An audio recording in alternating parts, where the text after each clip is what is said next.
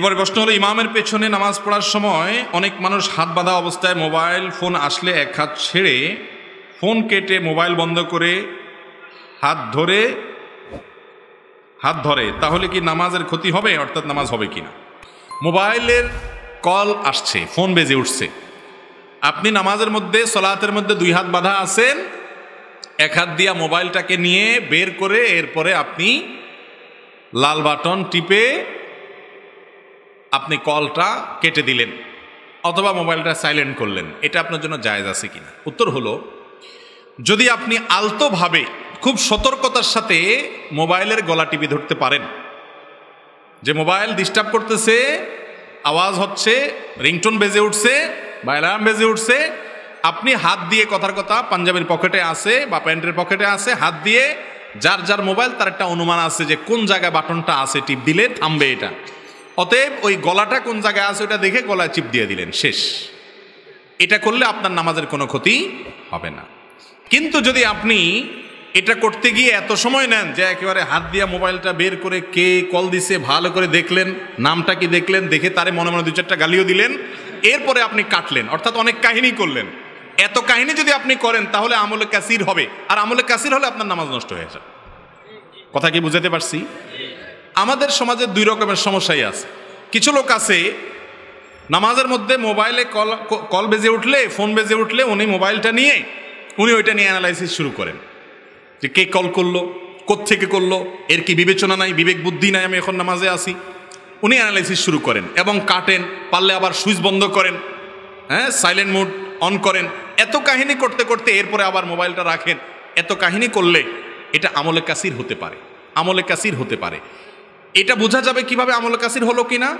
আপনার মোবাইল টেপার ভাবটা যদি এরকম হয়, ধরেন আপনি এমনভাবে মগ্ন হয়ে মোবাইলের দিকে তাকায় টিপাটিপি করতেছেন যে দূর থেকে একজন মানুষ দেখে আপনাকে যদি সন্দেহের মধ্যে পড়ে যায় লোকটা নামাজে আছে নাকি মোবাইল টিপতেছে, যদি তার এরকম মনে হয় যে লোকটা মনে হয় নামাজে নাই, দাঁড়ায় দাঁড়ায় মনে হয় মোবাইল টিপতেছে, হাত এখানে রাখছে, হয়তো হাত ভাঙা বা হাতে কোনো সমস্যা আছে, এই জন্য এখানে এক হাত আছে আর এক হাতে মোবাইল টিপতেছে, একজন মানুষ দূর থেকে দেখে যদি আপনার ব্যাপারে এরকম সন্দেহ করার মতো পরিবেশ থাকে, অর্থাৎ আপনি এত বেশি টিপাটিপি করেন, এরকম সন্দেহ করার সুযোগ যদি থাকে, তাহলে সেক্ষেত্রে এটা আমলে কাসির হবে, এর কারণে নামাজ নষ্ট হয়ে যাবে।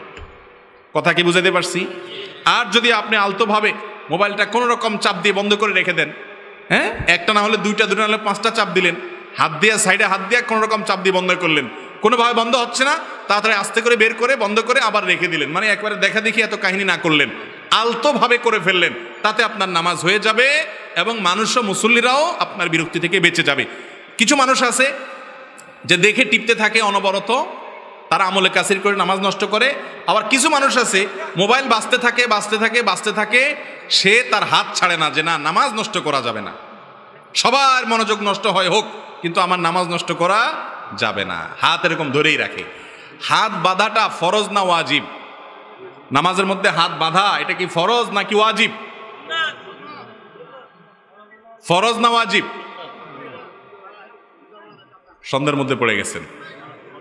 ফরজের পক্ষে যারা হাত তোলেন, নামাজের মধ্যে হাত বাঁধা ফরজ, এর পক্ষে যারা আছেন হাত তোলেন। মাত্র একটা হাত উঠলো, তাও নামে ফেলছে বেচারা। ওয়াজিবের পক্ষে যারা আছেন হাত তোলেন। মাশাআল্লাহ, এই পক্ষে কিছু হাত উঠছে। বোঝা গেল যে বেশিরভাগ মানুষ আপনারা জানেন আসলটা, নামাজের মধ্যে হাত বাঁধাটা কি সুন্নাত। অতএব সুন্নাত তরক হলে নামাজ হবে কি হবে না?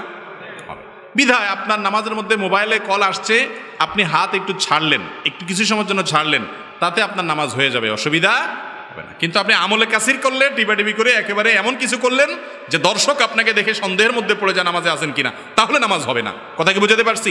অনেকে আছে যে মশার কামড়ে বেচারা অস্থির, মশা হয়তো তার শরীরে এমনভাবে হুল ঢুকাই দিছে যে ব্যথা, জ্বলা যন্ত্রণা শুরু হয়েছে, তারপরেও সে চোখ মুখ লাল হয়ে যাচ্ছে, কিন্তু বেচারা মশা তাড়াইতে যায় না, যদি নামাজ নষ্ট হয়ে যায়। আছে না? না এরকম না ভাই, আপনি আস্তে করে মশারে তাড়াই দেন, দৌড়ায় দেন, এরপরে নামাজ পড়েন। আবার একবারে মশা মারার জন্য একেবারে আপনি অ্যাকশন নিয়ে মশা নিয়ে জোর করে এমনভাবে দিলেন জিত করে, তাহলে কিন্তু আমলে কাসির হয়ে নামাজ ভাঙার সম্ভাবনা আছে। খোলাসা কথা হলো, নামাজের মধ্যে মোবাইল বেজে উঠলে, কোনো শরীরে কোনো জায়গায় চুলকাচ্ছে বা মোবাইলে আপনার মশা কামড় দিয়েছে বা কোনো ডিস্টার্ব হয়েছে, কথার কথা আপনার বাচ্চা আপনাকে এত ডিস্টার্ব করছে যে কোনোভাবে আপনি সেখানে সালাত আদায় করতে পারছেন না, সামনে এমন কিছু এসে পড়ছে কোনোভাবে আপনি সেখানে সালাত আদায় করতে পারছেন না, সেজদা রুকু দিতে পারছেন না, আস্তে করে আলতো করে সরায় দিলেন, কিন্তু আপনি নামাজের যে হাইয়া, নামাজের যে অবস্থা তার মধ্যেই আছেন, আপনাকে দেখে নামাজে যে আছেন এটা বোঝা যায়।